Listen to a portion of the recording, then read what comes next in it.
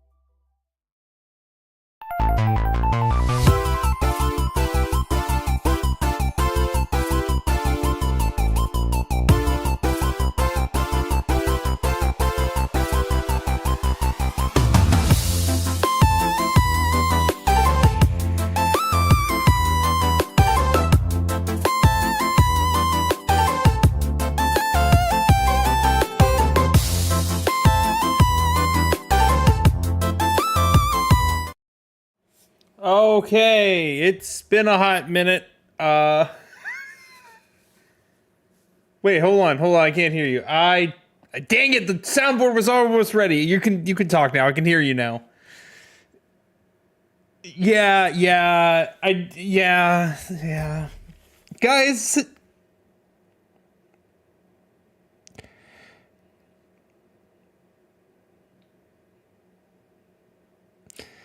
it's been a month and a half. It's been longer. And technically one of those weeks was going to be your fault, but I was going to do a makeup and I couldn't even do that. But we'll get into that later. Wait, you can't? Hold on. Oh, I see why. It's talk now. Hello? Okay, it should be going through now. Say it again. That's what you said the last time. I know why it wasn't working before. Now I think I think we fixed it. Which this is adds a whole nother layer by Blake to try to silence me. What the? First he busted his PC and now he's muting me on our own podcast, so I can't share my opinion. Oh, I'm checking something. I have things to say. I have opinions to be had. Please hold. Okay, it's weird. I don't know why it did that, but it works now. So I may have done that on accident before. I don't know why it did that. I like silencing Emily. Specifically Yeah. Emily. Yeah, I'm aware. Okay, cool. So we're back. It's been a month and a half. It's been a while. We had Christmas and New Year's. I went to Europe. Blake cried over his PC for a month. I It was a cried busy over time. more than that. Hold on. Emily heard about so many rants from me over the last month and a half. Like, I got to see Blake in person during all of this too. It's which is true. great. She did. I have to the Christmas gift you got me is at Greg and Karen's house in Florida. I have to go pick that up next weekend. I couldn't fly down with it. I couldn't fly. I didn't have enough room to fly with it, and they were driving to Florida anyways. Oh, your birthday present. You have. I was like, I saw you hang up the. Oh, Christmas I got them mixed. Do you want to show everyone what I got you for Christmas? I mean, I'd have to move it. No, I can take it off the wall. It's just a push pin. It's just a push pin. I put mine up with a push pin. Yeah. So I will be me and she got something similar for me and her friend Tia. Okay. To be clear, I'm gonna come back and tell the story. And myself. I got myself. You guys can't see mine. It's on my wall. I can't reach it right now. So But I got them. I'm just gonna, before you tell your story, I'm gonna start in with where I got them. Many of you know I went to Paris at the beginning of December, and I went to a lot of their Christmas markets. And as I was walking through the Christmas markets, there was a man who finds these old vinyls, and he like carves them into different shapes and whatnot. And he was like, "Oh yeah, we got a Zelda one." And I immediately looked at the Zelda one. I was like, "Well, I simply must have that." And then I was like, "Do you have other video games?" And he pulled out a Mario one, and I was like, "Well, I simply must know I know who simply must have that one."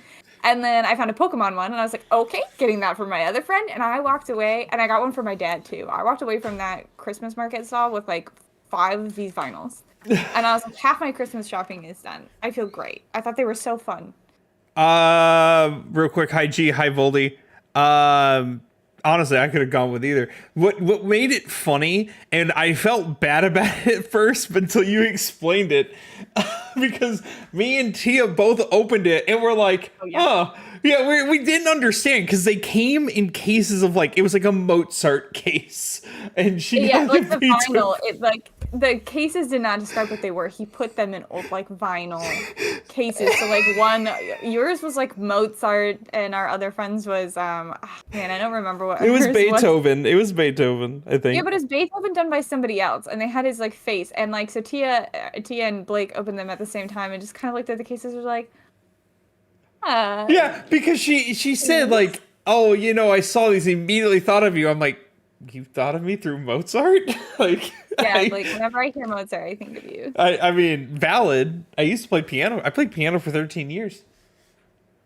I did not know that about you. That's something you know. And honestly, if I were to try to pick it up again, I can learn it fast. I've already proved I can relearn it fast, but it's now been another like 6 years since I played. So, anywho. Maybe 2025 is the year you pick up the piano again. I have too long of a backlog to have time. We're playing Bloodborne on the piano, guys. We're gonna hook up the keyboard to the PS5. We're gonna. That's it. That's the one. Okay. I guess I should do some explaining as to what happened. Why we shit the bed. Yeah, here was the plan. We had an episode for Zelda scheduled for the day before Thanksgiving. That Sunday before, my computer kept crashing, and not like a normal like blue screen and then falling apart, but it kept going black screen after 30 minutes to an hour and then restarting itself. I took it apart like 4 times, put new thermal paste, blah, blah, blah, rehooked everything up, couldn't figure it out. Took it to a shop. They're like, oh, it's overheating. You need a new motherboard. $400. And I said, I'll do the motherboard. Here's your diagnostic fee. I bought the motherboard. Same issue. Motherboard wasn't the issue. I bought new RAM. RAM wasn't the issue. What had happened was, the thing I should have checked first was that the cooler had gone bad. The liquid cooler went bad. And every time I kept trying something new and pushing that computer to its limit, I cooked the CPU. So by the time I found out it was the cooler, I also killed the CPU because that's just how life works. So you just slowly destroyed your own computer while also simultaneously replacing new part after new part. Yeah, I returned that motherboard. I returned the RAM. I bought a new CPU. I bought a new cooler. And a new, which when I did that, it was it was staying cool, which like, okay, that's good. But then it kept restarting. I'm like, okay, it's staying cool, but the CPU's dead. Got a new CPU, worked just fine. Ended up getting myself, as a birthday gift to myself, I got myself a new case anyways. And then I did get a new motherboard because that motherboard, even though it was working, it was on its way out. So I did end up replacing that anyways. And now we're cooking. I'm still having some issues. But they're not major, they're not game breaking issues like we had before, so I should be officially back. The other downside, and the really upsetting part, is that giant, monitor I had. You've seen it, that 49-inch monitor I had. It does not work. He's really struggling, guys. He's had a really rough month. I luckily have backup monitors. I know, but that still sucks so terribly. It is what it be what it do, as they say. I mean, there's no use crying over spilt milk. It's sad because we had we had plans. So many streams planned. We were going to do a 2024 in review. We were gonna do our own brackets for Game of the Year, which is redundant to do now because we know what won Game of the Year. We were actually going to watch the Game Awards. Do the Game Awards. We were gonna. We had a lot of plans that are just now redundant because the year is over and it's now 2025. But we're gonna try to take all of those podcast episode plans that we had and shove them into a condensed single podcast because we still do want to talk about what our top games of 2024 were, what we're most excited for in 2025, what's on the horizon, what we're going to be playing and streaming. So we want to talk to you guys too about what your favorites were. So throw it in the chat. What was your top game of 2024? What are you most excited for 2025? We might not read them at this moment, but we'll get to them later in the podcast episode, I promise. One thing I should note, because we're going to condense all those episodes. There's two things we're not condensing into this episode. One, the Zelda tier list will be coming probably, if I had to guess, we'll do it next week. We'll probably do it next week. Correct? Really? Yeah, because, it's early 2025. Nothing's coming out. And we'll talk about more why things aren't coming out anytime soon when we get to the news segment. And also, Mario and Luigi Brothership review is not coming because whenever I was going to play that and be ready for the December review, that's when the computer crashed. And then I'm just I don't feel like playing anything. And I did not. So I still think, in my opinion, and you guys can tell Blake what you think about this, I think he should still play it and tell you guys what his thoughts are. I could still play Brothership. I said Brotherhood. It's Brothership. It's that stupid name. It's really bad. Brothership is really terrible. Nobody says Brothership. It's Assassin's Creed, Mario and Luigi Brotherhood ship. Honestly, that'd be so fun. A crossover Assassin's Creed Mario and Luigi game? Yeah, give me an Assassin's Creed game with the aesthetic of a Mario game. It would be. I think I would have the most fun with that because Mario would actually be doing something other than the nothing he's done for the last 5 games. Hold up. You can't start 2025 this spicy, right? We just started. Here's the thing. We just started, but I've had to hold in my thoughts on a lot of things for the last month and a half. And I the building up of the spiciness is now allowed to be released. And I'm just saying, I don't think Mario's done much.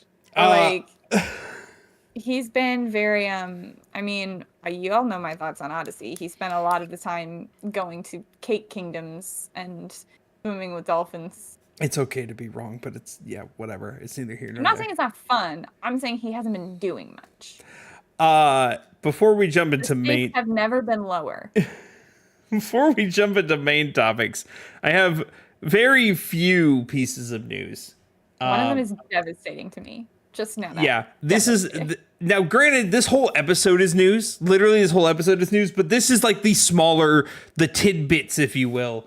That happened very recently. Yeah. Anywho, so we'll do the devastating one first. Assassin's Creed Shadows, as of today, was delayed again from February 14th to March 20th.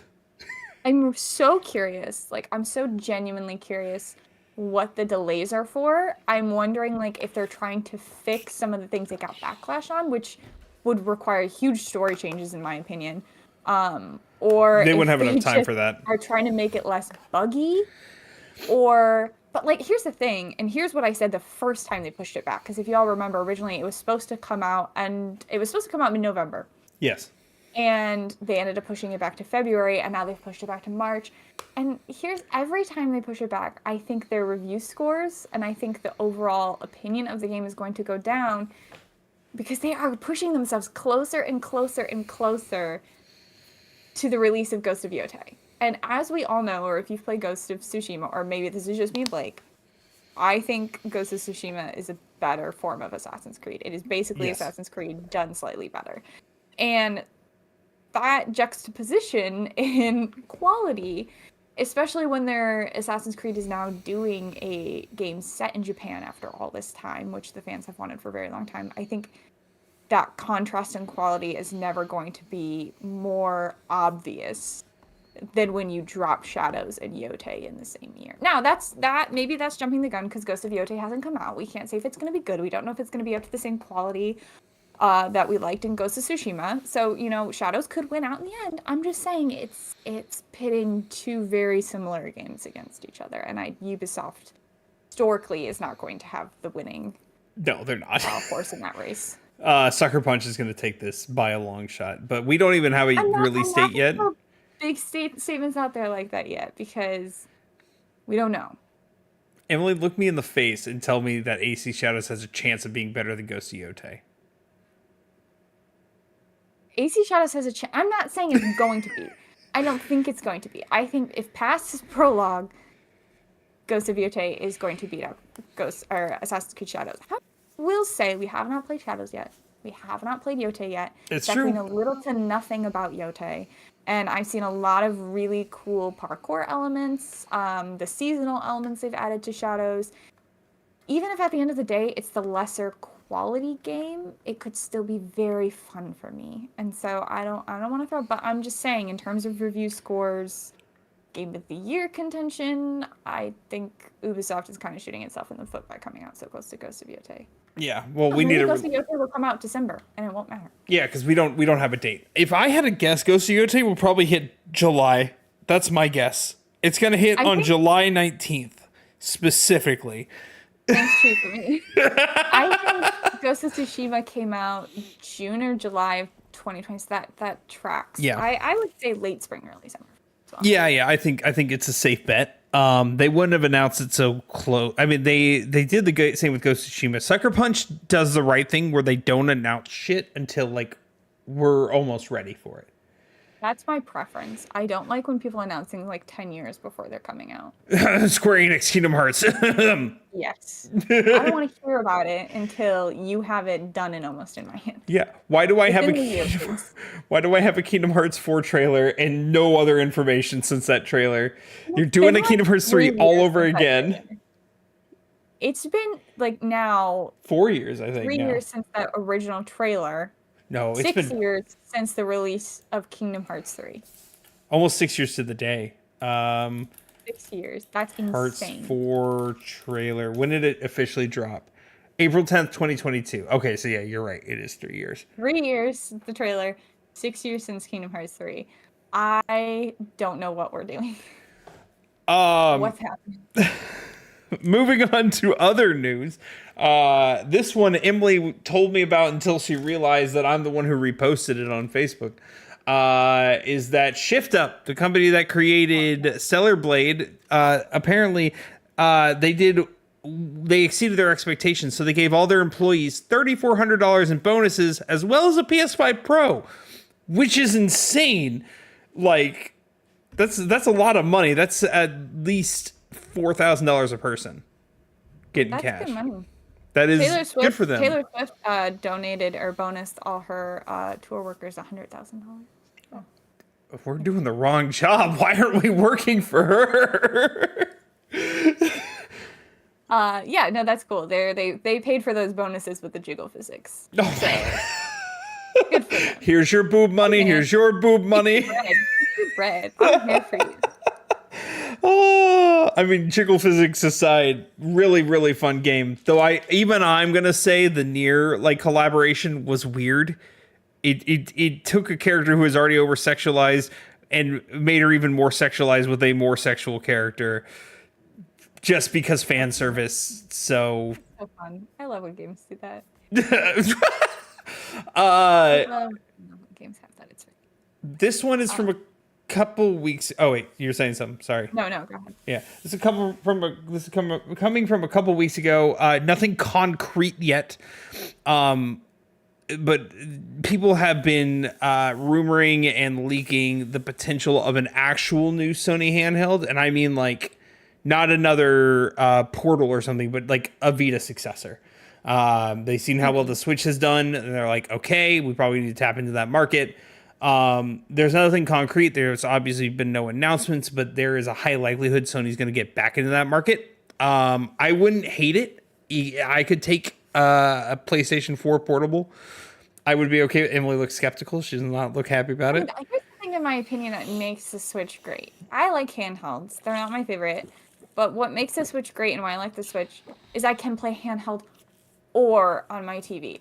Am I going to be able to, let's say, if I am playing Dreamlight Valley on my PS5 and now I'm going on vacation, open up the exact same Dreamlight Valley game on this PlayStation Portable and continue my game? Or is it going to be like, I have to buy Dreamlight Valley a second time and start a completely new game on this portable? In which case, I think you lose what made the Switch so magical and popular. I think so. When it comes to being able to be docked, yes, they're gonna go that route. I mean, everyone else, whoever is, Steam is doing it. Every company that's made a PC handheld has done that route where you plug it in and plugs into a monitor like it's a normal thing. I know if it will connect to my PS5. Oh, I mean, yeah, that's a given. You have PSN. PSN's going to connect. And if those games can cross-save, which they most likely can, I don't see why they wouldn't. You'll be fine there. I'm going to have to rebuy the games for my... Because that's the thing with Switch is I buy one game.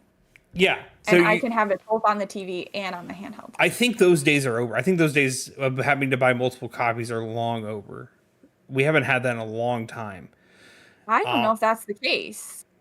I mean, other than from PC to a console, no. But in terms of most games, if I buy a PS5 version of a game, or if I buy a PS4 version of a game, it gives me the PS5 version. Or it gives me the other version anyways. It's just like, here, you use the other version. If something happens to your PS5, you have to play on PS4, right? I mean, I'd be interested in that as the case. But if it's telling me I have to rebuy games to be able to play them on the handheld, then I'm not.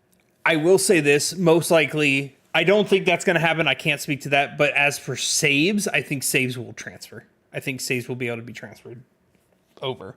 God, Emily with handheld Dreamlight Valley is terrifying to think about. And I don't mean, you technically can get Dreamlight Valley portably, but it's on the Switch, and the Switch version is booty cheeks. Pretty terrible. Yeah. It's pretty terrible. I think this is one of the scenarios, I think it's good for me.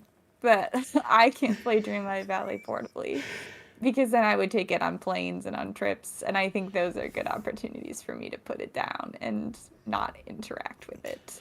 Those PlayStation hours are going to really start racking up at the end of the year. They always do. Let's not forget, Dreamlight Valley was my top game for like 9 of the 12 months of 2024. And I think like 11 of the 12 months in 2023. Now it's not going to be that way this year. I guarantee you it's going to be less, because I think AC Shadows and Yote is going to take up so much of your time. So here's the thing. I mean, again, if Assassin's Pro luck, if Assassin's Creed Shadows is the same size as let's say Odyssey, right? That was like a 130-hour game for me. Yeah. Ghost of Yote is the same size as Ghost of Tsushima. It's 60, 70-hour game for me. That could be the top game of the month. But I don't know. I mean, quality, yeah, it might end up being my top game of the year. But in between games, I play Dreamlight Valley consistently all year long. I will not be playing Ghost of Yote all year long consistently. She is playing Ghost of Tsushima right now. She's replaying it. I am. I did just start it. I haven't gotten any farther because I've been playing Dreamlight Valley. I was trying to give you the benefit of the doubt. I was trying to help you, and you shot yourself in the foot. I know what I am. All right? You know what? Okay, before anybody gets on, oh, Emily needs to play or do something other than Dreamlight Valley. I've read 6 books so far in 2025. Yes, I'm very proud of her. So how many books have all of you read in 2025 so far? And then we'll talk. I haven't really played any games in 2025 at all, other than one. I've played one game and I've only played like 5 hours of it. Elatro? Yeah. And that's just a turn my brain off for like an hour and a half game. We're going to talk about that later. It's going to be like a mini, not real review, but mini review. We do have a lot to cover. Yeah, I know. So we'll get to that after news, and then we'll get into the big stuff. This is the last piece of news I do have, and we're not going to go into full details on it because we're going to be talking about this topic later anyways, but just this piece of news. Today, Genki, the company that makes third-party peripherals, showed off a 3D model of what the Switch 2 looks like. So, because let's not talk too much about this because I know I'm just bringing it up. We're going to talk about it a lot. It happened today, so I'm just bringing it up now, even though we're going to talk about it a lot later. They should just do the announcement because there's been so many leaks and just like people saying this is what it is. I feel like at this point the cat's out of the bag. Yeah, I'm Yeah. calling it. I'm calling the announcement either not next week. I think in 2 weeks to 3 weeks. So not next week, the week after next, or the week after that. I think we're going to officially get it. So not to like make fun of you, but they've already confirmed they have to announce it before March. So you're working on like a 5-week timeline. I know. You just like claimed like 2 or 3 of those weeks. So I think I got a good shot. Yeah, no, you absolutely do. And the Some would longer say you a go on, the 40% chance. The more of a shot you have. 40% is definitely not 0. So, you know. I think you could be very right. I think it could come in the next 2 to 3 weeks. That would make sense. Cool. Go ahead. Let's start talking about things that happened at the end of 2024. Obviously, we have a lot to cover. The Game Awards happened. Game of the Year happened. And if you watched the Game of the Awards or were in Game of the Year conversations, you know there was quite a bit of drama that unfolded around the whole circumstance. Yeah. There was a bit of drama before. Obviously, Blake and I talked about the fact that Elden Ring had been nominated for Game of the Year, considering it was just a DLC, and we talked about how we didn't really agree with that. And guess what? Guess what? It didn't win anything. I'm sorry, I'm done. Win a single thing, and that nothing has ever made me happier than Elden Ring walking away with nothing, because DLCs are not full games. I have to pay for the game to play it. It's not a full game. People it's the Willy Wonka meme. It's the you lose, you get nothing. We already did this rant, so I'm not going to do it again. But like, people are like, "Oh, but it's the length of a full game." Oh, shut up! Game. It's the same game. It's the same assets. It's the same world. It's probably the same characters. I have to have and own the game to be able to play. Something, whatever. But that's not the drama we're going to talk about today. We're going to talk about some Black Myth Wukong stuff. We're going to talk about Astrobot, which, as many of you know, took away the trophy of Game of the Year. As it should have. As it should have. Well deserved. We're going to talk about Baldur's Gate 3, surprisingly. Last year's Game of the Year winner. I guess 2 years ago at this point, because now we're in 2025. We're going to talk about our own personal Game of the Year picks. And just a lot of the things that were announced and talked about at the Game Awards that we haven't had the chance to. And I know these are probably old news for a lot of you at this point, but you haven't heard us talk about them, so it's basically new. Or at least please pretend it's new. We'll start with the Black Myth Wukong drama because it is the bulk of it, and most of these topics kind of all tie into it, including the Baldur's Gate 3 thing. We'll get into that in a second. Can I introduce the Black Myth Wukong stuff? Sure. Because I just want to say, before we get into, like, you can talk about everything that happened at the Game Awards and after and whatnot. I just want to say, before we get into what happened at the Game Awards, for the record, I was against Black Myth Wukong from the start. There was always a lot of controversy around, not the game itself, I don't care about the game. Sorry, guys, I actually don't care about the gameplay itself. I'm sure the gameplay was fun, and it was a fun game. Yeah, I literally don't care about the game itself. I care about the people who made the game and a lot of the conversations that were happening around the game, and I particularly care about the devs telling streamers they're not allowed to talk about feminism. there was a lot in there. There was a lot of rumors about the devs saying some pretty nasty stuff about women. So I was against the game receiving any kind of promotion like that from the start. But I also want to make it clear before Blake dives into this controversy and everything that Black Myth Wukong is the lowest rated game to ever be nominated for Game of the Year.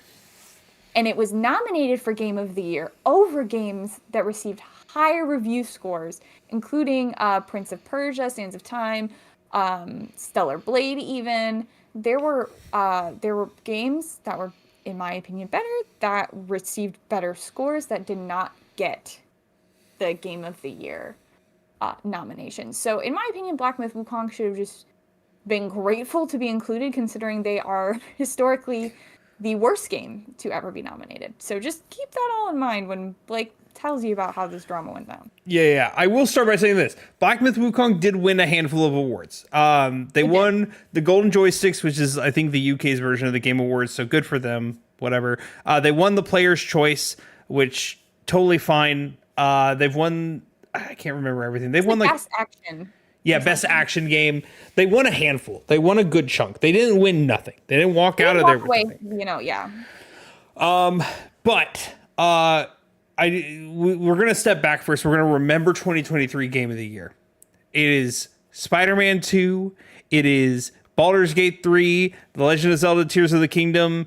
It was one of the greatest... Alan Wake 2, Resident Evil 4. Please don't leave off 2 of the best contenders. Sure. Resident Evil 4 was hugely critically acclaimed. It was. Do not leave it off. And Super Mario Wonder, which is the 5th. We can't lie. 2023 was one of the greatest Game of the Year. Like, that was one of the hardest picks. I was content with any of them winning. Here's the thing. We all knew Baldur's Gate 3 was going to win, though. Like, there was no way in hell it wasn't. And it did win. You and I did our predictions beforehand, and we both even said... As people who didn't play it at that point. Like, we hadn't played it. We hadn't even played it, and we were like, Baldur's Gate 3 is going to take it, obviously. Yeah. And so it happened. And when that happened, a bunch of dude bros who had never played it were mad that Spider-Man 2 did not win. Which, in retrospect, at that point in time, had Baldur's Gate 3 not won, it probably still would not have been Spider-Man 2, which was just an okay, safe game. Still very fun, but not, besides the point. Fast forward now, and we're having a repeat. History is fully repeating itself. The difference here is that, like Emily already said, Black Myth Wukong is the lowest rated game ever nominated. Now, granted, ratings don't always matter. Sales don't always matter. Black Myth Wukong did have the most sales. Those are heavily inflated by China, but besides the point, it doesn't matter in the long run. Whenever Astrobot won, the Dude Bros came back. And like, it was not my monkey game. Why wasn't it my monkey game? Why did Black Myth Wukong lose? And they are starting to throw a fit. These are the same Dude Bros. And crazy enough, a lot of the people I see complaining did complain about Baldur's Gate 3 last year. It was the same group. And just like last year, they all played Baldur's Gate 3 after, and like, okay, most of them actually said, okay, I can see why this is a good game. And this year, most of them play Astrobot, and they're like, okay, I get it now, right? Besides the point, there's still a lot of like discourse online. People are saying it's not the same game. Not enough heart went into it. It's not as long. It's a short. It's a kid's game. It's not. Those people have not played it. Anybody who are making those things have not played it. Yes. Because Game of the Year, and to be clear, and I think this is where a lot of people get confused. Let Emily be clear. Game of the Year is not the most popular game of the year. It's not the highest selling game of the year. It's not the longest game of the year. It is the best game of the year. The most fun. The most fun, the highest quality game, the game that from beginning to end was filled with heart and quality. You can tell that it was well done. The best experience from beginning to end, whether that's a 5-hour game or a 150-hour game. If we start conflating those and just picking the highest selling game or the longest game or the biggest game, or somebody told me the other day, well, it was in development for so long. Don't they deserve it? And I'm like, yeah, Cyberpunk was in development for 12 years. And it The was Last awful. Guardian was in development for 8 years. And those were terrible games. Like, yes, Cyberpunk redeemed itself eventually. But, like... And also a lot of people like The Last Guardian. It's just you.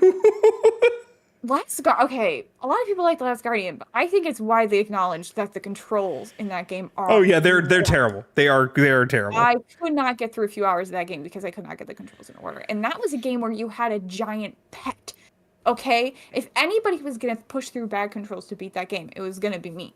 And I couldn't do it. And she played Skyward Sword. I'm just kidding. I'm done. I'm done. Is not on the same level as The Last Guardian. I'm sorry. If we start conflating that too, those things, we're just gonna start picking the biggest, most bloated games for Game of the Year, even if they don't deserve it.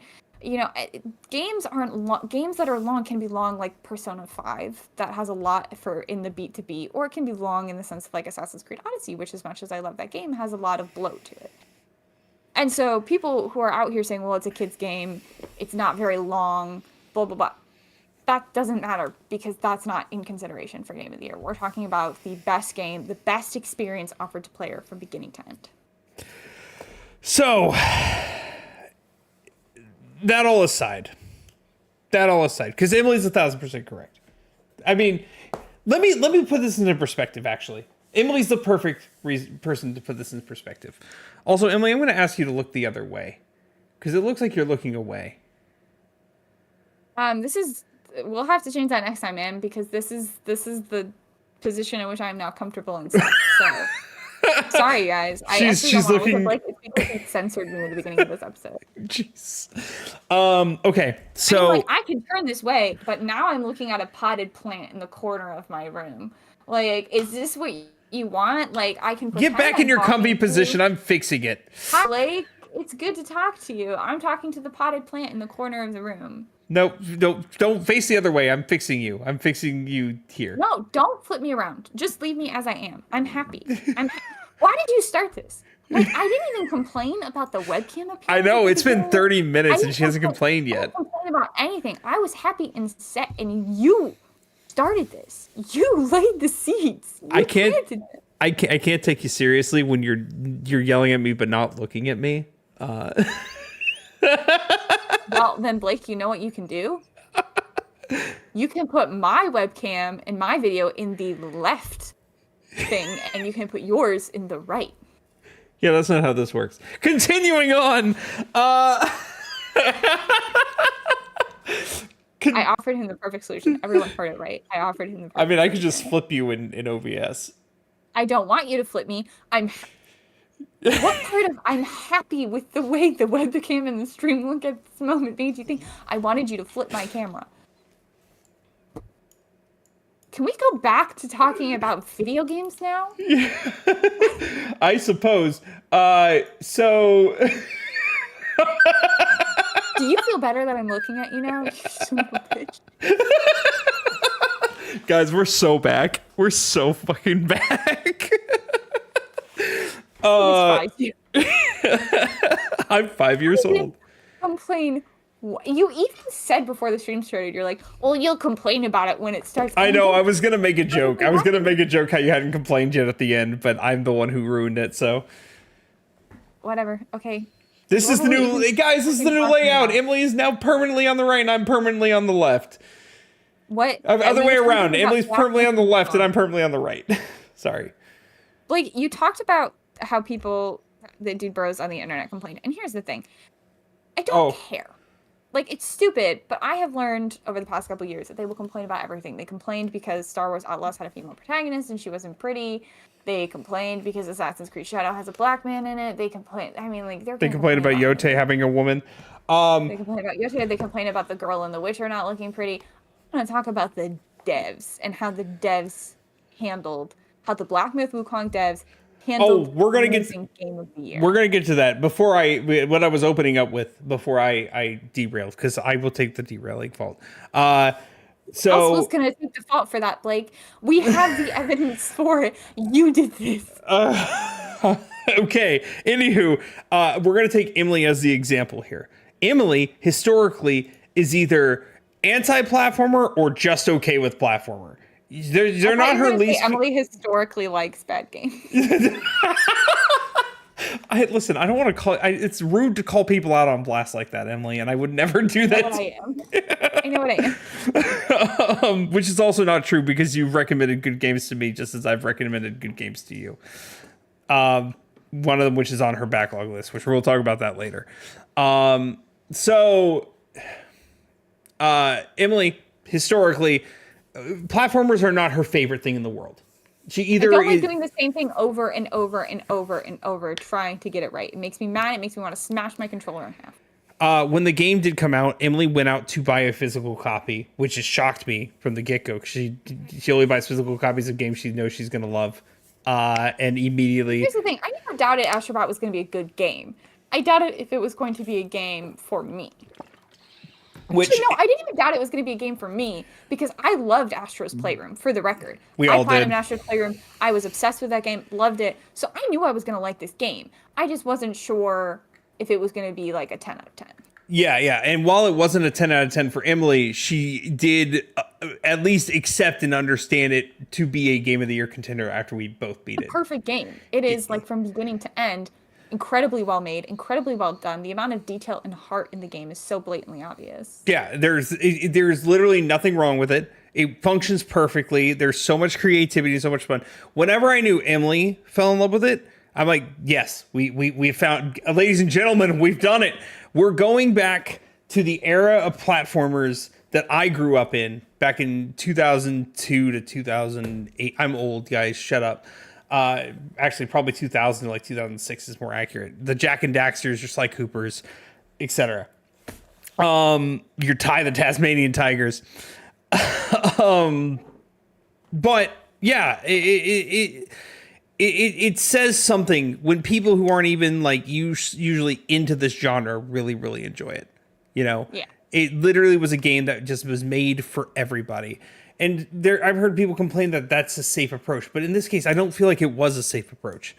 It wasn't a safe approach mainly because once again, platformers aren't for everybody, and also if you make a safe approach, you can. Most things that I've seen are safe approaches are just either bad games or just meh games. Like that Astrobot had a shot at being that, but it was neither. It was it's a weird thing to say that because a game is loved by everybody or made for everybody, therefore it's a safe. No, not loved by everybody, made for everybody. I can understand the made for everybody because it's like a no risk, no reward. But Astrobot definitely took a lot of risks. Really weird statement to make because that when you say a game is made for everybody, that implies to me a family game. Yes. Right, like a game anybody could pick up and enjoy. And when you start saying that, you're implying that games like Mario, which as much as I don't love Mario, or, you know, like historically maybe I'm thinking Nintendo games, but like I thought you were about to say Nintendogs.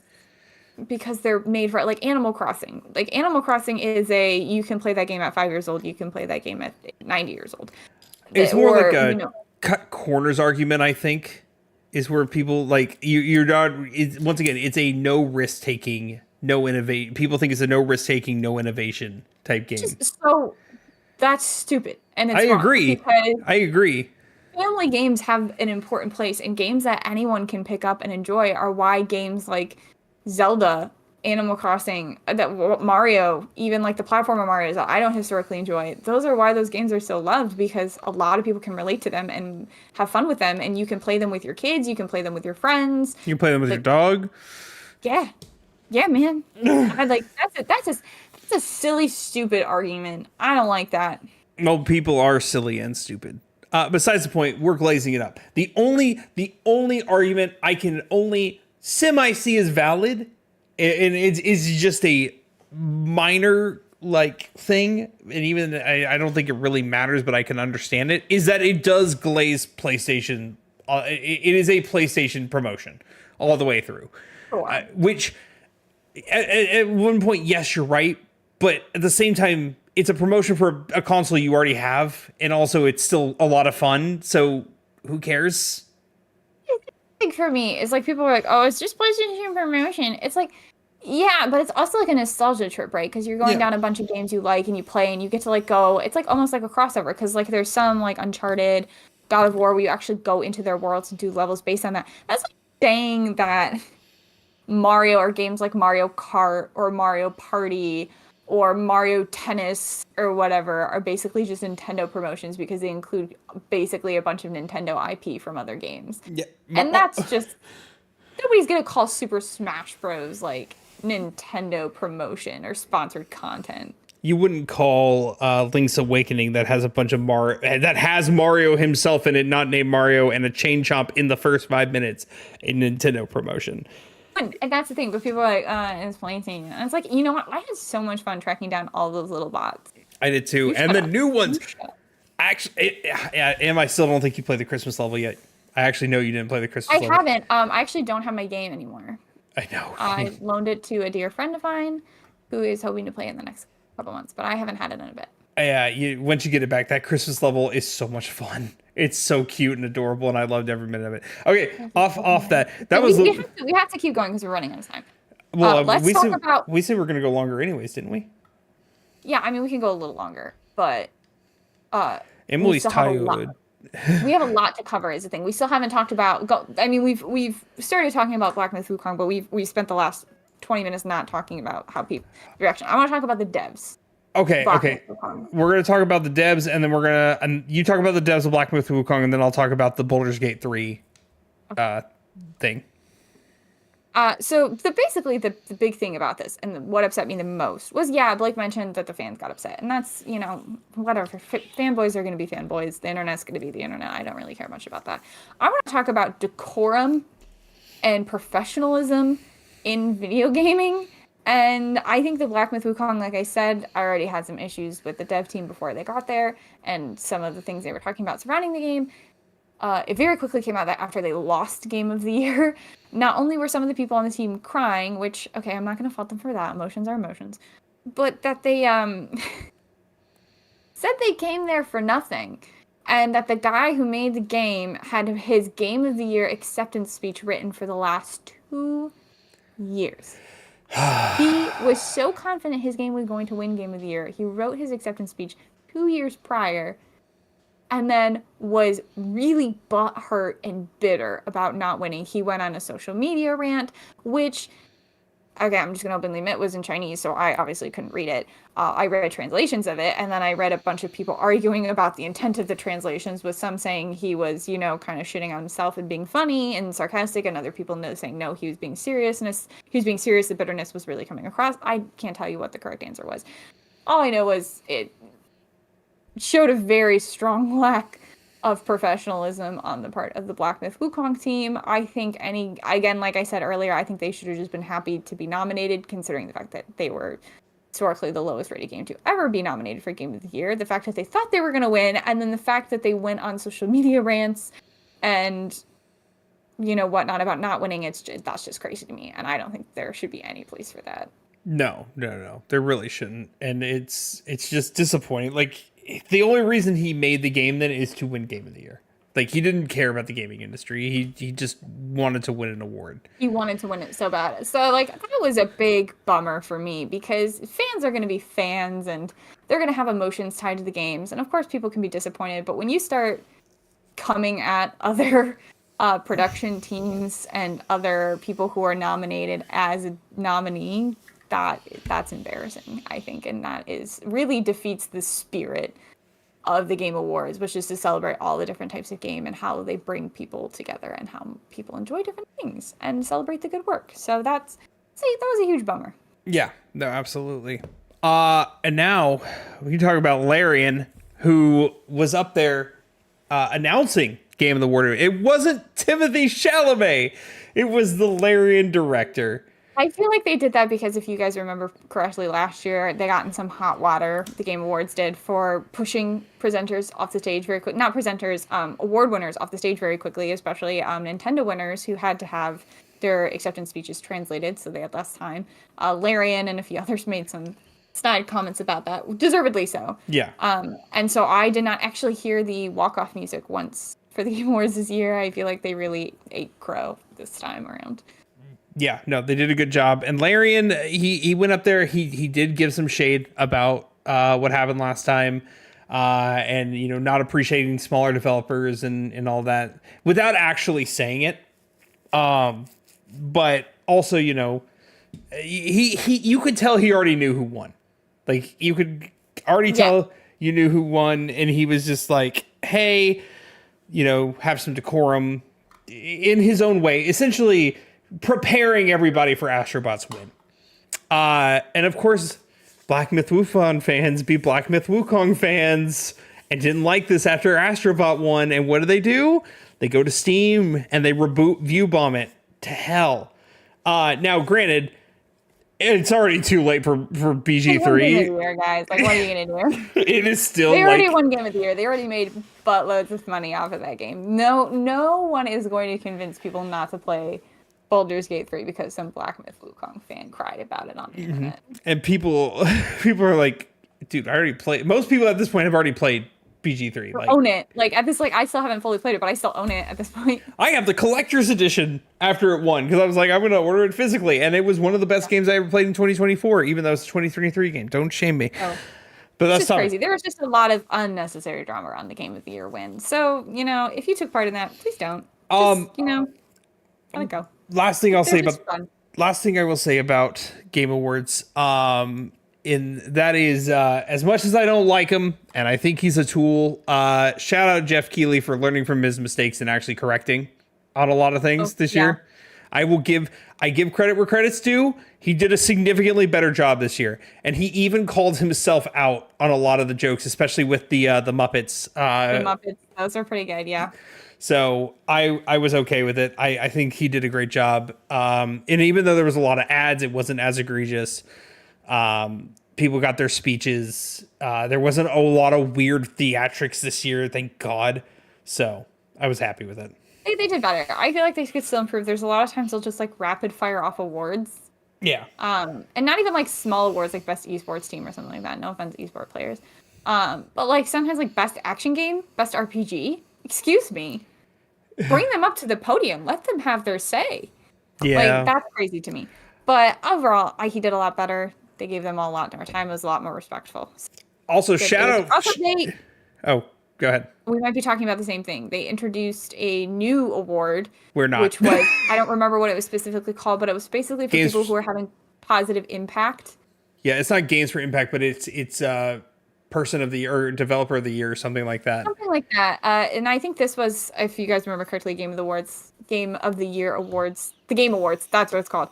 The Game Awards last year fell around the time that all the layoffs were happening, and people really wanted Jeff Keighley to comment on them, and he did not. Instead, he talked about Fortnite and other things a lot and brought up Timothée Chalamet, which is why people were so angry with him. Yeah. And I feel like this year, to kind of counteract that, not only did he bring up the layoffs and how unprecedented those are and the struggle that is creating for a lot of game developers, but then they gave this award to a man who has been working to find new jobs for people in game development. So I feel like they really tried to correct their mistakes of yesteryear. Which, shout out that guy, and most importantly, and the star of all of the Game Awards this year, shout out to Flute Guy. Flute Guy was the best. Yeah, there was a guy who played like 6 different instruments at one point. Oh, I don't know if you noticed him. Yeah, it was the Game of the Year like symphony they always do. That's Flute Guy. Yeah, the medley. Yeah, he played like 6 different instruments, and every time, and he was like having the time of his life up there. It was going hard. So great. But anyway, we got to move on because we have a lot more to talk about. Okay. So yeah, now we're gonna talk about our own personal games of the year. Very quickly. Yeah, and yeah. then we'll look at 2025 games that are coming out, things that are going to be talked about, and what we're going to be playing in 2025, because we both created backlogs of video games that we really want to get through. I might even show mine on screen because I can. I probably won't. But anywho,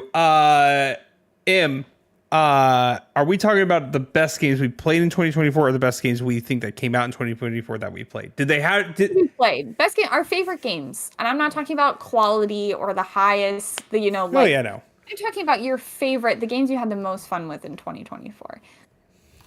Okay, so The most okay. I'm gonna put Baldur's Gate 3 as an honorable mention. It came out in 2023, but I Played it in 2024. huh? You played it in 2024, Yeah. and that's what counts. It's still an honorable mention. I put in like 130 hours into it. It is a blast. It is, and I haven't even scratched this. That's what scares me. I played 130 hours and I barely scratched the surface of what that thing has to offer. It has so much replayability. Huh? There's so many routes. It's insane, and for like a year and a half they kept adding new endings. Like it's insane how many endings there are.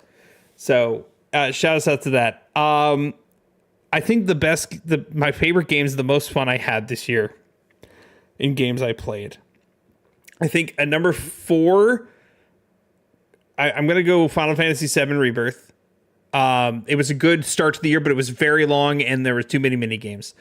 At number 3, I have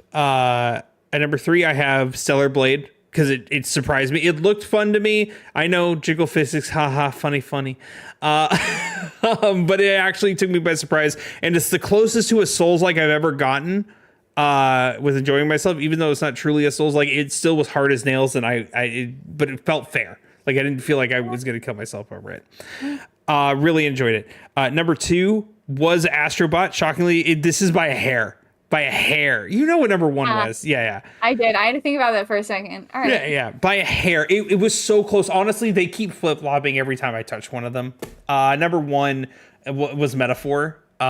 Because I expected a Persona clone, and I got way more than that. I got Atlas's magnum opus right now. I think if they keep this, they couldn't surpass the Persona series with how good it was. I was so impressed, and I had such a good time with it. And I will eventually get Emily to play, but she's got to play Persona 3 Reload first. We'll have to get through first. We got a lot of going on in 2025. I bought her Persona 3 Reload last year, and she has another Atlas game that I let her borrow. Still. Yeah, that's my list. Metaphor is the cream of the crop. It was so good, and that was my personal game of the year. But I was okay with Astrobot. I was so okay with Astrobot. It was a good one. They deserved it. Yeah, for sure. My top games of the year, not of the years. It was only 1 year. Disney Dreamlight Valley and all the slots. Yeah, I was gonna say again, not a new game, but dang, if it didn't take my most played for like 9 out of the 12 months, if I didn't have so much fun with it throughout 2024. And I think that's going to continue to be the case in 2025, especially with Aladdin and Jasmine coming next month. I'm having a great time with that game. It has not stopped being fun for me. So maybe one day it will be, but it's not that day. Didn't happen in 2024. So gotta give that one a spot. I will just say Astrobot. These are not in any particular order for the record. I'll say Astrobot because that was, like I said, a perfect game from beginning to end. I had so much fun with it. It was a great platformer that kept me challenged without making me want to smash my controller. And I feel like that's a very delicate balance to find. And I think it really succeeded in that. Obviously, Game of the Year winner, so has to be on the list. Next, I'm going to throw out Star Wars Outlaws. That was not a very well-reviewed or popular game, but I had a phenomenal time with it, especially as somebody who's not into the Star Wars franchise from beginning to end. I just had so much fun with it, so I can't not include that one. If you want to have fun with it, go have fun with it. I think it's on sale. It should be on sale soon. I really want Blake to play it. I don't remember if it was on his backlog for this year or not. It's not, but if I have time, like if I finish a lot of what I'm going to do, it is a potential. It is for sure. It's a fun game. It gave me that stealth element because it's made by Ubisoft, and obviously Ubisoft's very famous for making the Assassin's Creed, which, as you all know by this point, I'm a huge fan of. So there was a lot of that formula in there of stealth, but it was also stealth with guns this time, which I found really exciting. And you do stealth with your little companion creature, Nyx, and that made me just really happy. And next would probably be Dragon Age Veilguard. I played that game, and that was the last new game I played for the year. It was so much fun. Guys, I loved Veilguard. I loved it so much. I know it's gotten, again, not another super well-reviewed game, especially coming on the heels of Dragon Age Inquisition, but me and my friends had a great time with it. We all got it at the same time and played it at the same time. So we had a lot of fun comparing the choices that we were making and how our stories were unfolding differently. And just if you can get past the very silly dialogue from time to time, or the very heavy-handed social topics from time to time, I think it's a really fun play. And I will be playing it at some point. It's fun. I will also throw out, this was not a game that came out this year. In fact, this is a pretty old game, but I played it for the first time this year, and that's Dragon Age Inquisition. That actually took one of my top 5 most played games of the year, so I feel like I should mention it. I played it for the first time, and phenomenal game. It deserved, if you guys are aware, I think that won Game of the Year 2017,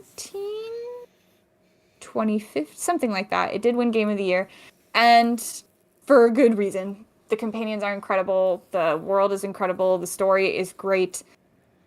To Dragon Age really took it for me this year.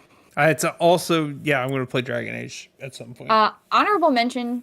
This one is not Game of the Year quality, but honorable mention to Princess Peach's Showtime and Paper Mario and the Thousand Year Door 2 that Nintendo tossed me this year. Yeah, Princess Peach's Peach's Showtime wasn't anything to write home about, but it was a really fun, wholesome 15-hour game, 10-hour game maybe even, that I had a really great time going through because it was not a 120-hour massive RPG, and it kept things up. It had cute costumes. I had a great time with it. And Paper Mario and the Thousand Year Door for remaking a classic. And that classic line that we thought was remade in there, but it was not remade in there about fiber internet. Oh, yeah. There were a lot of jokes. I was like, oh, wow, they rewrote this. And then it turns out that's not the case. Apparently they were ahead of their time in 2004, and we just did not know. Yeah, but that was another great opportunity to get to go through that game again. Blake and I both had a lot of fun replaying that. Oh, I love the hell of it. I love that game so much.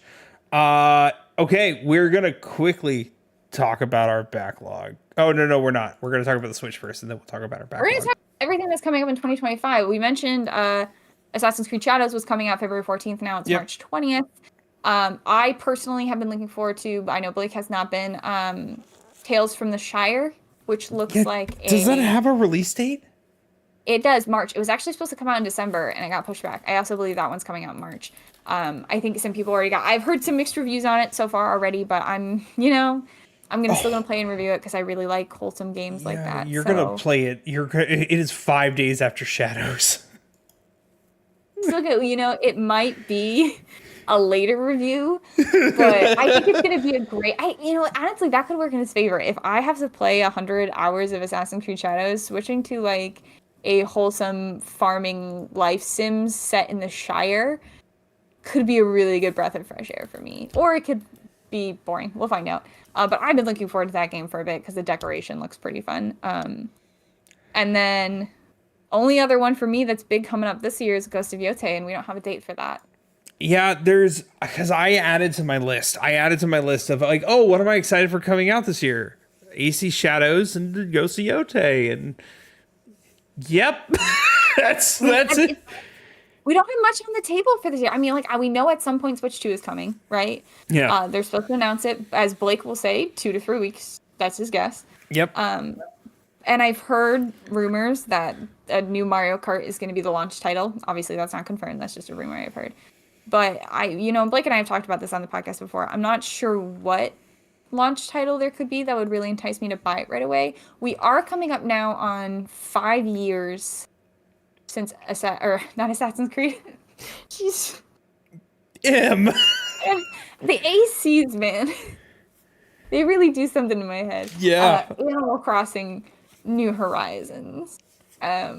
So I think oh god, 2020 was 5 years ago. Oh, it's been half a decade since the pandemic. It has been half a decade since then. I was so young and so naive. I was 27 years old. I had just moved back from Japan and started my first big grown-up job. Oh. And I remember celebrating New Year's Eve. We rang in 2020, and I was like, this is the year. Because it's the Roaring 20s, and because I specifically remember making an Instagram post talking about how this was the year That's the thing. Animal Crossing was coming out, and I was so excited for Animal Crossing, and Animal Crossing came exactly when I needed it, and now it's been 5 years. So give me another one, Nintendo, please. I love how you said it was the roaring 20s. Like the 20s back then didn't have the Great Depression as well. Later. Like, the Depression came at the end of the Roaring 20s. We just got it early. We got it very early. You know? Don't put that energy out there. We still have 5 more years of the 20s. Oh god. Or 4 more, I guess. There's still more that could happen in the 20s. We are not past a depression yet. I need to slow down because I just turned 32, and if we get to the end of the 20s, then I will be in my late 30s, and I don't want to think about that. Yeah, I'm still in my 20s, so I'm still living life, and I'm still great, and I definitely don't question my mortality every single day. So yeah, that's pretty much all I'm looking at in 2025.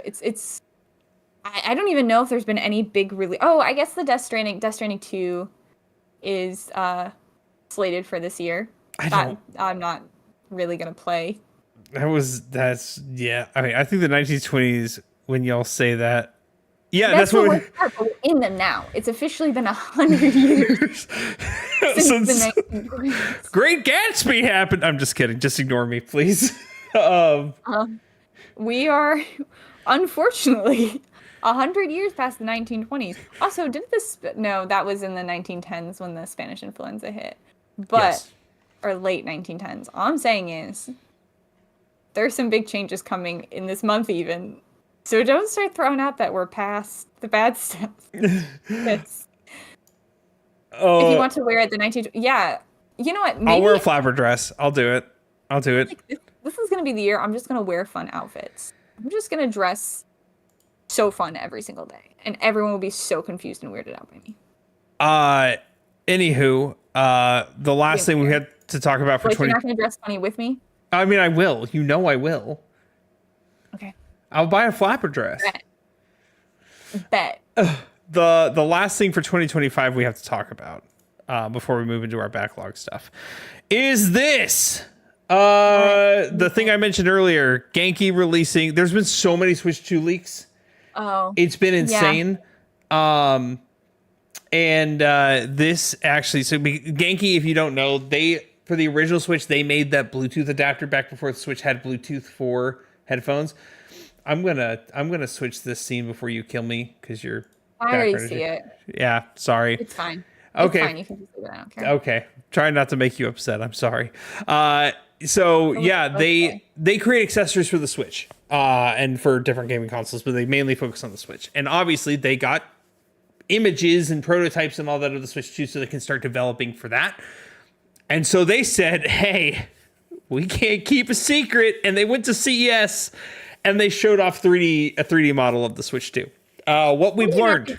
For that instantly. Huh? Like, do they not sign like an NDA? NDAs? Yeah. I here's the weird thing. So many leaks have come out. I think Nintendo's like, we can't do anything at this point. Like, so much has come out that we're just. I guess.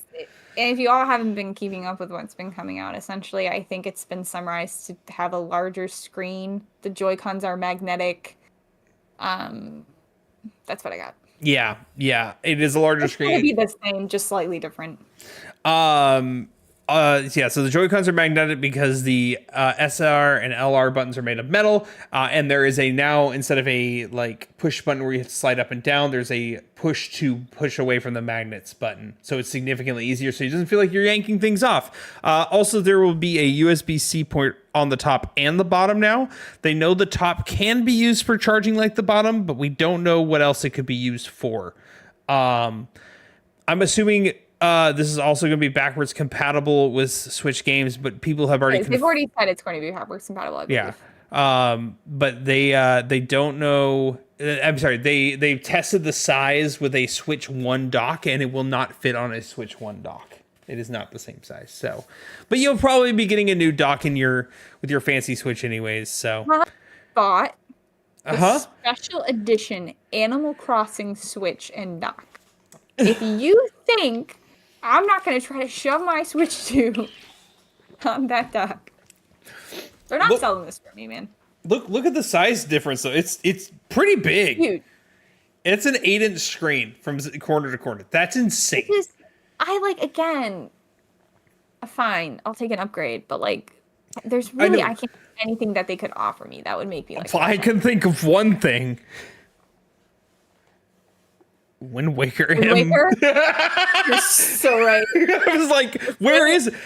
And we haven't been gone for that long. We haven't been gone for that long for you to forget Wind Waker. Can I show you a video? I might have sent it to you on Instagram of like Twilight Princess Link and Wind Waker Link talking about that. Yes. I want it so badly. But I know Nintendo well enough to know they're not going to do 2 ports as like their launch titles. Yeah, they won't. They should. No. There's 3 things. They have. That they can do.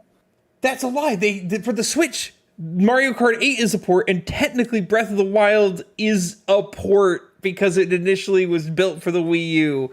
It just came out on the same day because it was delayed. They co-launch it. Okay, fine. But I don't think they're going to open the gate with Wind Waker. No. But there's only 2 games that could get me to buy Switch 2 right away, and that would be Wind Waker and a new Animal Crossing. I don't think anything else that they do. I mean, I guess a new Zelda game too, but like they're not going to hand me a new Zelda game. It's too early. It's too early for a new Zelda game. Yeah, it's way too early. That's what I mean. So I don't think we'll all be rushing. That. The Legend of Zelda Breath of the Phoenix. It's going to be a third. Breath of the Wind.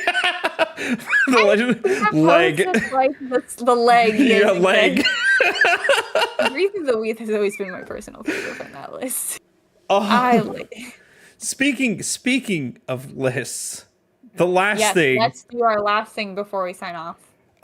We have backlogs, and I'll let Emily go over hers because it's significantly shorter than mine. It is, and I would show you, but I don't have a copy of it to show you. Unless she quickly. Mine is significantly shorter. I'd like to add that mine is shorter, because mine's realistic, but also at the same time, Emily is also planning on getting through 60-some books this year. That's not what I want. Brave soul. So, Emily doesn't have as much time. Backlog for 2025, most of its books. I plan on beating Ghost of Tsushima, the director's cut. I really want to re-platinum it and do that one before Ghost of Yotei comes out, which is my next one, Ghost of Yotei. I want to get through Persona 3 Reload. Blake gifted me that so kindly, and I haven't beaten it yet. It's been almost a year. Another game Blake loaned me that I have to get through. That one is a little rough. I started it, and there was a naked girl inside of a mech making noises, so I turned it off. They're all naked. I'm gonna get through it. I'm gonna get through it. It's an Atlas game. What do you expect? Obviously, Assassin's Creed Shadows coming out in March of this year, quickly followed by Hobbit Tales from the Shire, and 2 older games. I mean, not older, but games that I've owned, haven't played yet: Baldur's Gate 3 and Mass Effect: The Legendary Edition. Oh no, Emily and I have a shared game on our backlog. Mass Effect: Legendary Edition. Yeah. Okay. So if we look here, I have mine ready because it's obviously my computer. Yeah, I have a computer working again. What of it? Emily also was very, like, she sent me a photo. She had hers like all laid out. I was writing mine down and I'm like, yeah, an Excel spreadsheet sounds so much better. I actually printed this out and I put it on my wall, though this information is now incorrect. Oh yeah. Gotta update that one. Yeah, it sucks. Anywho, yeah, I plan on beating these 5 PS3 games. Infamous 2. Because I love Second Son on the PS4 and I got to play the originals. Journey, because everyone praises Journey. And so I need to play Journey. It's a very short game. I'll play that on stream.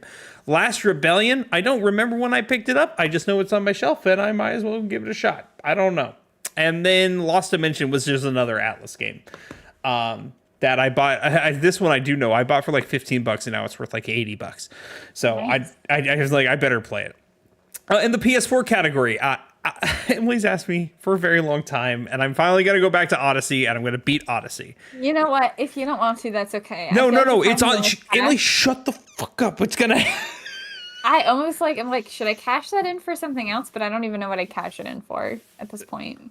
No, I'm going to play it. I'm going to play Odyssey. Oh, I do see one from your list I want to add to my list. Oh, interesting. The Witcher 3.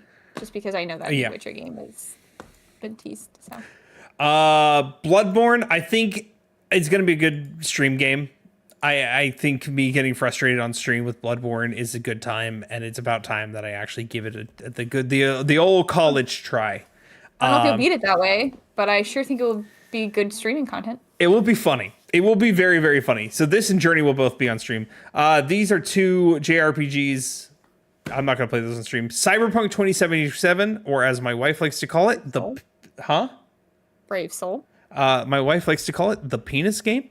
Because they, just like Baldur's Gate 3, they let you see dicks and other private they did it before Baldur's Gate 3. They did it first.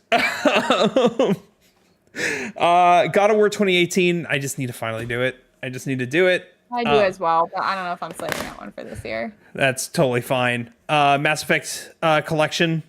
I've made promises and I am far behind on those promises, so I need to play them all. 80 hours estimated completion. What are you smoking, dog?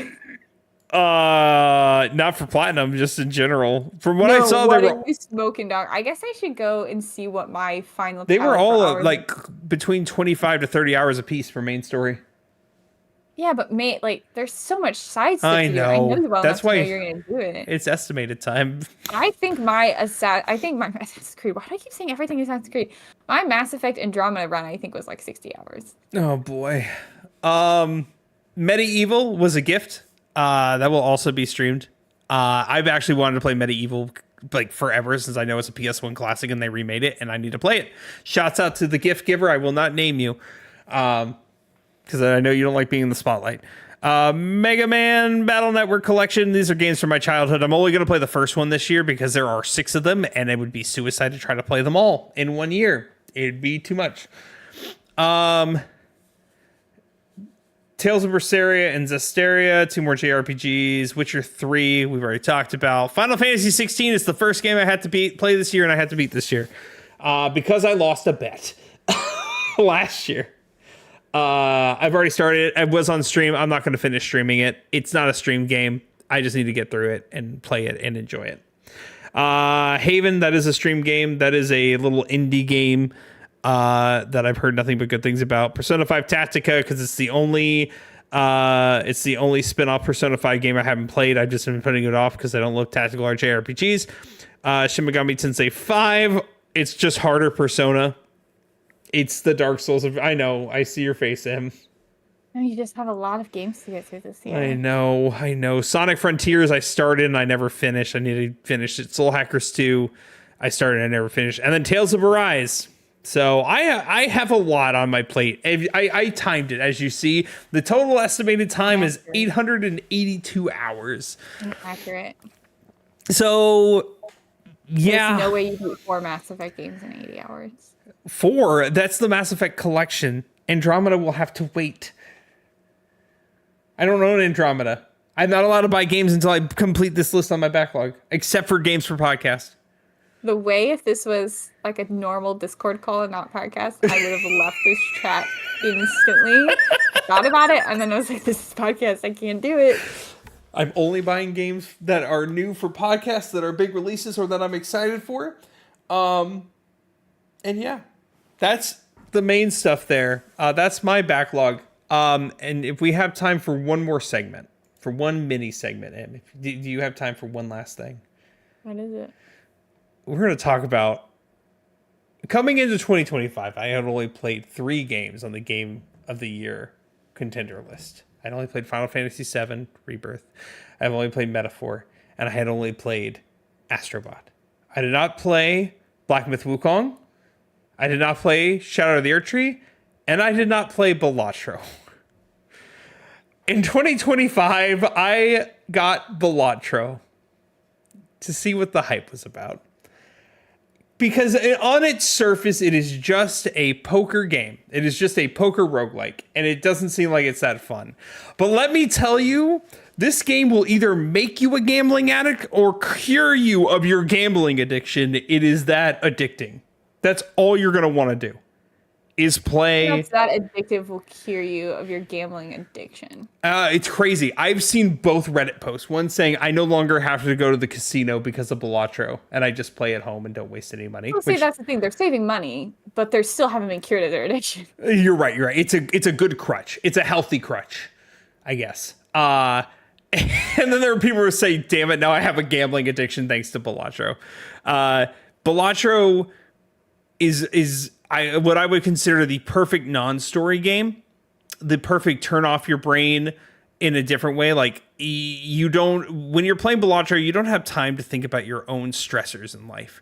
You are just focused on one thing. How do I beat the boss blind of this round? Are my jokers correct? Is this hand going to do it? Joker, sorry, I can't not think of Persona 5. No, I'm shocked they haven't made a collab with them for jokers yet. If you haven't tried Balatro, it is I highly recommend it. I now understand why it was nominated for Game of the Year, because once again, it was made by one dude. It was not made for multiple years. It may have been, but it was made by one dude, and it's such a simple game, but my God, is it so much fun, and it is more fun than I thought it would be. It's so fun that my brother, who I have had trouble convincing to try most games, is now addicted to it and is sending me strategies on it. I'd like to see that more in the future. I'd like to see smaller devs and smaller games make it for Game of the Year contention. I still am a firm believer that back in the day, Celeste should have been nominated for Game of the Year. It wasn't, but Celeste is still one of the greatest games of all time. But besides the point, Balatro, if you haven't played it, I highly recommend it. Give it a shot. I think it's worth it. It's $16, $16. Right. Yeah. It's cheap. That's what I love. I love great games that are low price. Mm-hmm. It's not a very big barrier of entry. And when you play it, once again, you're going to be like, I don't understand this. And for the first hour, you're not going to get it. And then when you finally get it, you're like, shit, how do I do this? Also, for anyone who's interested, Star Wars Outlaws is on sale at Best Buy from $70 to $40. Emily, I just told you I can't go buy games. My wife is holding me to it. It's okay. I know one other person who played this game at the same time I did, and we both loved it. So I can. I know who it is. That's all you need. Just that one person. Got a friend. Yes, G. It's a PSA, but it's very much a targeted PSA. It is very much a targeted PSA. Well, it's a Best Buy PSA in this case, not Target. But sorry, jokes aside. Listen. I want more people to play this game to talk about it with me. And my best friend who loves Star Wars doesn't have a PlayStation at the moment, so she can't play it. Okay, one, I'm your best friend. Two, I don't love Star Wars anymore like I used to. I used to love it, but now I don't love it like I used to. You weren't even who I was talking about. I was talking about my best friend in Korea who loves Star Wars. Yeah, you said your best friend. I'm not in Korea, though. I'm right here. One of my best friends. That's right. That's what I thought. Listen, we're not 5. We can have more than one best friend. It's true. Hey, remember, Emily, you're on my favorites list towards the top. That's so exciting. Am I still Emily Klaus? No, you're Emily Jean the 33rd. That's exciting. For watchers, there was a time where we made fun of Blake because he had very professional and formal names for everyone in his phone. He doesn't do like the fun nickname thing a lot of people do. Oh my God. I still don't do it for everybody. I only do it for certain people. My friend Tess is Tessa for Jones. There's no Jones in her name anywhere. Oh.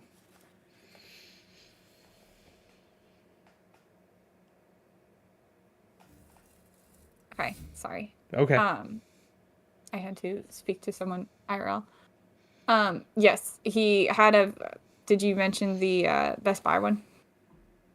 Our friend Nate. Yeah. I before I knew his last name, I just got his number. This is when we first met. I just put him in my phone as Nate Best Buy because that's all I knew him as.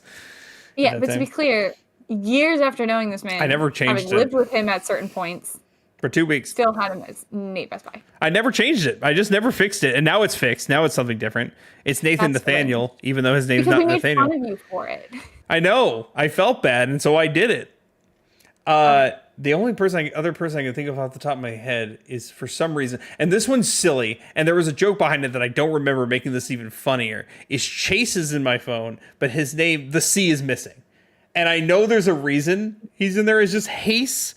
And I know there was a joke, but neither of us can remember it. And it makes it so much funnier to me. I like that.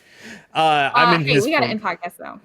She's got real life stuff. We're real people. Okay, on that note, I'm back to go outside. I'm back to streaming starting next Sunday at my normal time. I'm back at it, baby. Woohoo, let's go. Emily, she promises and then she never does it. It's fine. Excuse me, I played all of Silent Hill 2 on stream. I had like a 6-hour stream one day. I know, and then she never came back after. You know what? Life happened. I was overseas, the holidays, we did podcasts. Listen, I was busy, but I'm gonna get back into it. Let me look at my backlog real quick. What's a good dream game from my backlog? I even put Maybe- stream games on here. I'll play the beginning of Shadows or Yote or something. I don't know. We'll stream at some point. I have some indie horror games I can pull out of the woodwork. Always excited for more of those. We'll get it figured out. There's one game coming out this year we forgot to add to our list, and that's the co-op, like It Takes Two people game that's coming out this year that we got to play I together. still have to play It Takes Two, so Which I'll play with you as well. I will go through that with you, even though I've already played it. Okay, on that note, we are going to drop off. Emily's got to go because she's got a real life, and I also got real life. Okay, everybody, I hope you have a wonderful night. Goodbye. Don't do anything Thanks for hanging out with stupid. us. Don't do anything I wouldn't do. Okay.